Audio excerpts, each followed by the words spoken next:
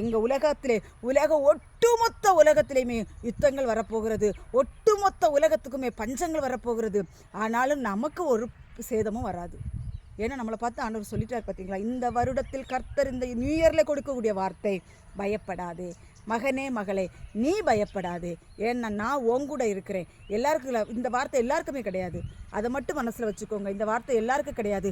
இது யார் கர்த்தருக்காக கர்த்தருடைய அடிச்சுவடுகளிலே கர்த்தருக்கு பயந்து அவருடைய பாதைகளில் யார் நடக்கிறார்களோ அவர்களுக்குரிய வார்த்தையை தள்ளி மற்றவர்களுக்கு இந்த வார்த்தை கிடையாது. துர்மார்க்கமாய் வாழ்ந்து கொண்டு ஆண்டவர் என்ன பாதுகாப்பார், நான் பயப்பட மாட்டேன்னா அது நடக்காத காரியம். கிறிஸ்துவுக்குள் வாழ்பவனே கிறிஸ்தவன். அந்த கிறிஸ்தவனுக்கு என்ன நடக்காதுன்னா பயம்ங்கிறது வராது. அப்படியே ஒரு பயங்கர சூழ்நிலை வந்தாலும் பயப்படாது என்று கர்த்தர் சொல்கிறார். நான் உங்க கூட தான் இருக்கிறேன். அவர் நம்ம கூட இருக்கும்போது நமக்கு எந்த கவலையும் இல்லை, எந்த பயமும் இல்லை, எந்த கலக்கமும் இல்லை.